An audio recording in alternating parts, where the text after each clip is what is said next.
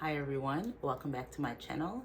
Today we're going to be doing something a little bit different. I'm going to try this experiment for a little bit and let's see what happens. But my name is Eddie and I am a therapist who specializes in trauma, stress, and anxiety. And in today's video, I'm going to share with you 10 books that are going to set me up for success in 2025. And I hope that it will set you up for success as well in this year. So as a therapist, you just are holding the space for other people. But I think as clients, sometimes they're a little curious about are we perfect, or we have great lives, or how do we navigate the space? How do we hold the space for clients so that we're not crazy or we're not experiencing vicarious trauma?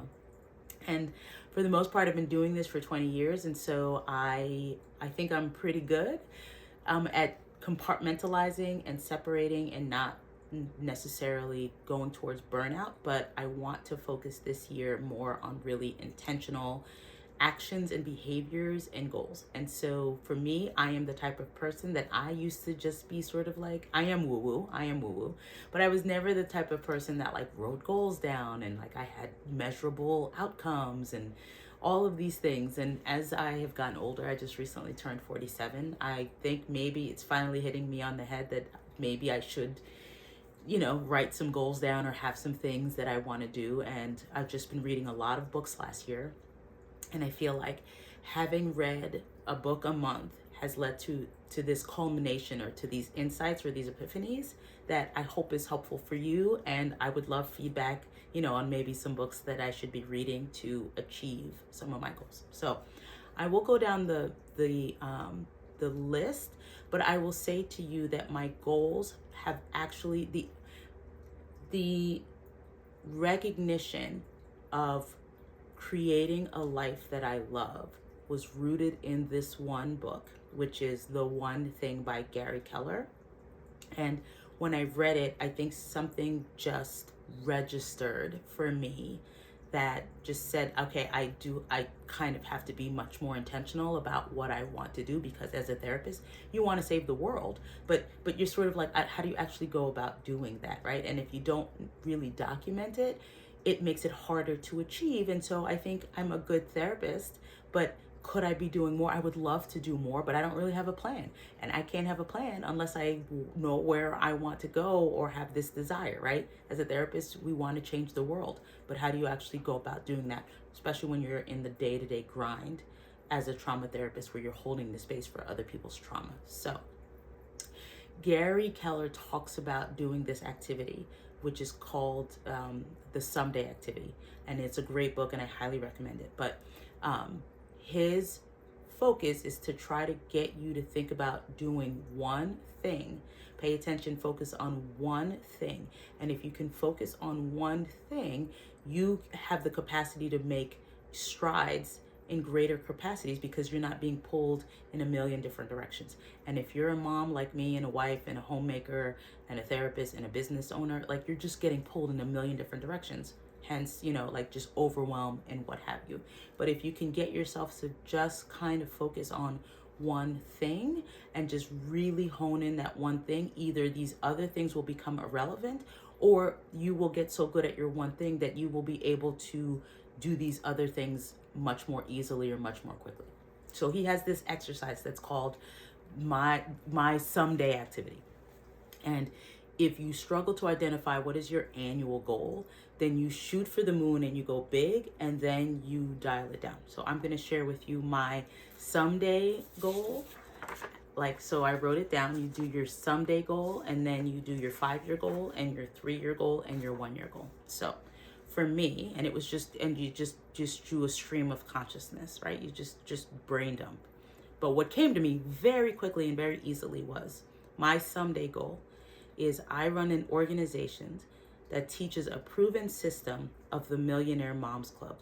There are offshoots to the club, like a club for veteran women, LGBTQ women, single people. We create some sort of mastermind that allows women to use their expertise and money to invest in properties or companies or themselves. They are mentally and physically and financially healthy and are able to be powerful members of their community and society. That is my someday goal. My someday goal is that if I could make every mom a millionaire so that they did not have the stress or the worry about how they're going to put food on the table, that kind of starts with, if you have a baseline sense of safety and stability financially, then you can move mountains, right? You can do anything, right? But it has to start with the sense of feeling of perhaps financial stability, but also mental stability, mental health, mental wellness, right? Because I also recognize that if you're not well mentally, you are not going to be an effective parent or an effective member of society. And so all of those things combined, I would love to create an organization one day that helps moms, to do all of the things. So that's my someday goal. And then my 5-year goal is I teach other women how to become millionaires, and I have a proven system. The focus has to be on your competence in an area, investing, taking care of your physical and mental health. That's my 5-year goal. Then my 3-year goal is I have a proven system that my millionaire status is not a fluke. I have become proficient in my therapy practice and a thought leader. I run groups that integrate a focus on mental, physical, and financial health. That's my 3-year goal.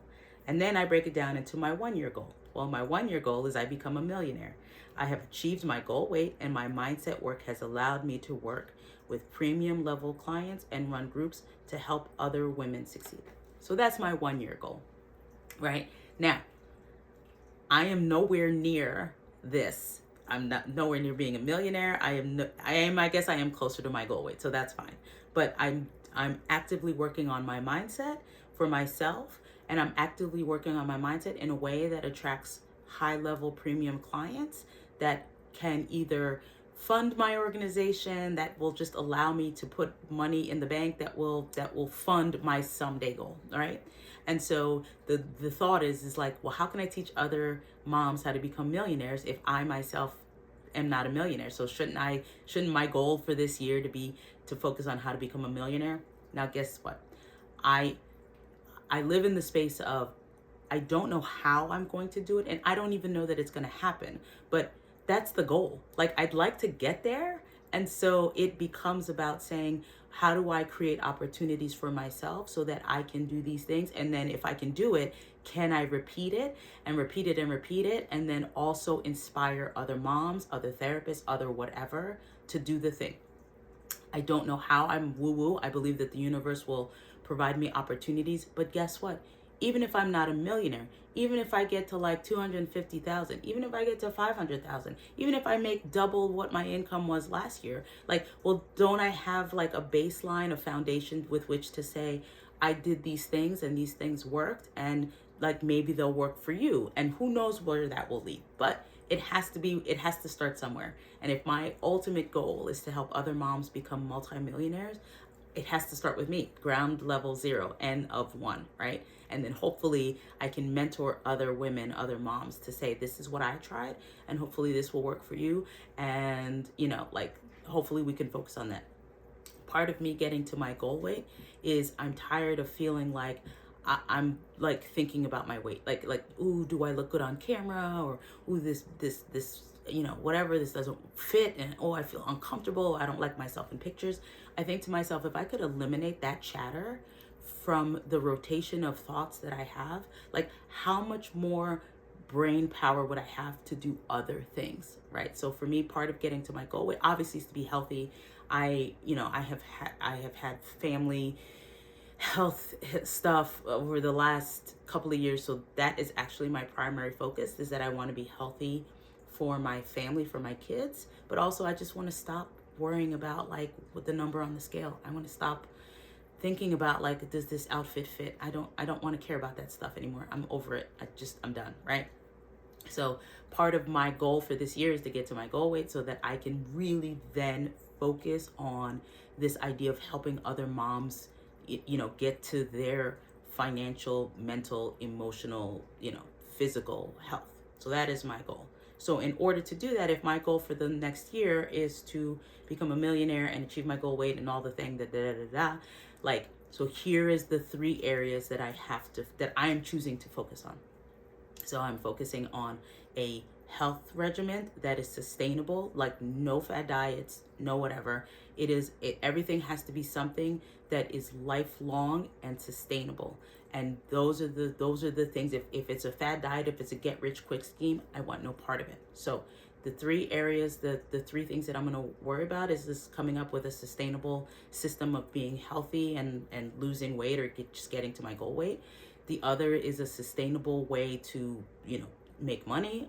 Like multiple sources of income, I think, is going to be my area of just awareness. And then becoming like a really great kick-ass therapist, right? Because I think if I can demonstrate being a really great kick-ass therapist, that might open the door for me in other areas and other streams of income that, again, I can't even think about. But if I were a great kick-ass therapist, would you pay me maybe to do a speaking engagement or write a book or run a group, or I don't know, but it has to start with me being like the best therapist that I can be, in my opinion, and also creating a client experience that is transformative. And if I can create a transformative experience for my clients, then hopefully word of mouth, or I will allow myself to be known as someone who really can help people who are navigating trauma, right? Like I really want to separate myself just by nature of just being me, but I need to become much more competent and proficient in my understanding of EMDR and different applications for EMDR, different populations, whatever that is. So those were my 3 goals. And based on those 3 goals, and again, this was like a little bit of last year, but it's now coming together. It's solidifying in 2025. So based on that, I have started reading or have read these 10 books that I hope that I'm inspiring, encouraging you to also read and come up with your own version of what it is you want to accomplish, not only in this year, but like just future forward, like lifelong. Where are you going to be in the next 20, 30, 40 years, if we're lucky, right? So I'm just going to read off the books, and I will put the links down in the notes, and good luck. And I will keep you posted on what I'm doing and why I picked these books and that will be in additional videos, but I'm trying to keep this video under 15 minutes. So here are the 10 books that I am reading or have read. The One Thing by Gary Keller, Polyvagal Informed EMDR by Rebecca Case, The Psychology of Money by Morgan Housel, Fast, Feast, Repeat by Jen Stevens, So Good They Can't Ignore You by Cal Newport, Your Home is a Vision Board by Marie Diamond, You Are a Badass by Jen Sincero, and You Are a Badass at Making Money by Jen Sincero. So those are like my 10 that I have read, that I am reading, that I will plan on rereading over and over and over again to help me really formulate my message. And I want you to do the same thing. I would love to hear your someday goal and then break it down into the 1 year goal. So I hope this was helpful. I will keep posting videos around this issue, and I will see you in the next one. Okay, bye guys.